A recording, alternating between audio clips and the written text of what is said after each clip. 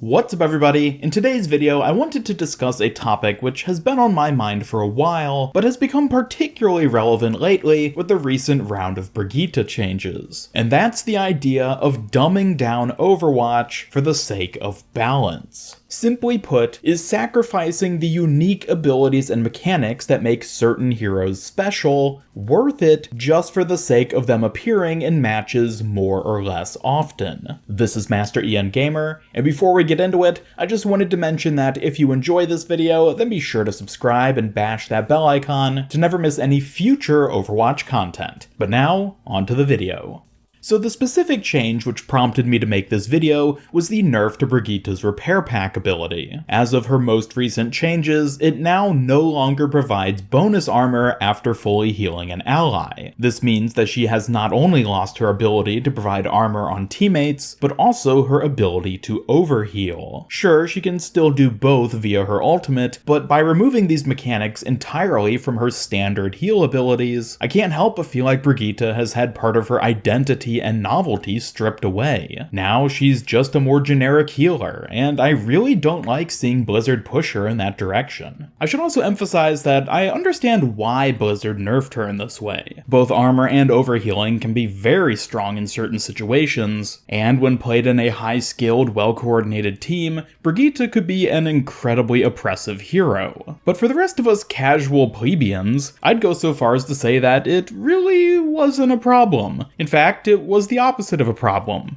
It was great. It was such a cool mechanic for her to have, and arguably made Repair Pack one of the most unique non-ult healing abilities in the game. You see, when it comes to my own perspective of Overwatch, I consider myself to be a pro-casual. That is to say, I take my casual enjoyment of the game very seriously. I'm more interested in Overwatch having fun, unique, and diverse gameplay mechanics than I am with the game being competitively balanced. And that's mainly because for 90% of the game's player base, personal skill with a given hero is more valuable than any sort of meta. But I understand that there are many players who see things the other way around, and all things considered, I believe that Overwatch actually does a pretty good job of satisfying people in both camps. It's really not all as bad as the forums would have you believe. However, given that Overwatch overall is already so incredibly unique within the world of first-person shooters when it comes to the diverse, unconventional assortment of hero abilities, it pains me to see whenever Blizzard has to pull back on certain mechanics which added to that novelty, such as the armor on Brigitta's repair pack. Other past examples of this include the changes in reworks to Torbjorn, Symmetra, and Hanzo. Interestingly, both Torb and Sim once had their own overheal mechanics with armor and shields, but like Brig, they were removed for balance purposes. Perhaps the lesson to be learned here is that overheal is just inherently broken. Who knows? But regardless, even if the new versions of these heroes are better for the game, and in some cases more fun to play, it is sad to see those unique abilities like Scrap, Shield Generator, and yes, even Scatter Arrow as mechanics which had to be removed. And in most of these cases, the new abilities are far less interesting than the originals. Torbjorn's Scrap and Armor packs were replaced with a generic self-buff ability. Hanzo's Scatter Arrow was replaced with a rapid-fire version of his basic primary fire. And while I think that most players agree that these changes were ultimately for the best, it doesn't change the fact that the heroes overall have been dumbed down due to these changes. Now, to be fair, historically Blizzard has been really good at finding ways to keep these sort of fringe mechanics and heroes in game, even when players frequently complain about them. Looking at heroes like Sombra, Doomfist, and Mei, for example, these three offer some truly unique mechanics and playstyles which absolutely fit into that unconventional FPS category. But Blizzard has prevailed in so far keeping them from being too game-breaking for the most part. Another example of this would be barriers in general, which have long been debated over their strong utility. Many claim that they have no place in a first-person shooter game, which is a fair point to make, but rather than outright removing them, Blizzard has so far focused instead on tweaking and nerfing them in order to minimize their dominance without having to dumb down the heroes who actually use them. And while at this point there are at least a handful of other FPS titles that feature similar barriers, Overwatch was arguably one of the first big mainstream games to popularize the mechanic, thus making them feel deeply tied to Overwatch itself. Perhaps the best example of this kind of novel fundamental mechanic, though, is crowd control. While many shooter games over the years have included CC mechanics of one kind or another, you would be hard-pressed to find one with the same abundance of it as Overwatch. Crowd control also has to be one of the most hotly debated aspects of the game, with the forums in a seemingly eternal conflict over it. And while I understand the frustrations posed by stuns, sleeps, hacks, and freezes, I honestly love that they're in the game. They offer unique tools to use when playing as the heroes who have crowd control abilities, and pose interesting challenges when playing against those same heroes. CC, like all things of course, should only exist in moderation, but despite all the flack Blizzard has received for it, I've found that for the most part, CC has been pretty balanced over the years within the scope of Overwatch's gameplay, which is great in my opinion, as once again it helps to diversify the mechanics and playstyles that makes Overwatch's roster so interesting. But despite this, Blizzard seemingly is looking to make changes to these kinds of things going forward. And it doesn't just have to do with specific heroes like Brigitte and her repair pack. As I've talked about extensively in past videos on my channel, Overwatch game director Jeff Kaplan, as well as other devs, have talked about the fundamental changes that'll be made to the game following the release of Overwatch 2. And one of these specific changes is crowd control. We don't know how much it'll change or what exactly Blizzard's philosophy on it going forward will be, but given CC's history of controversy, I am a bit worried about which direction they'll end up taking. As I said, CC and similar unconventional FPS mechanics are what makes Overwatch so unique. And while I can't see Blizzard ever outright removing crowd control entirely, I am concerned about them minimizing its presence in the game a little too much, to the point that it overall ends up dumbing down what makes Overwatch feel so special and fun to play. The last thing I want is for Blizzard to push Overwatch into being more like any old generic FPS. If I wanted to play that kind of game, there are plenty of existing titles to choose from, but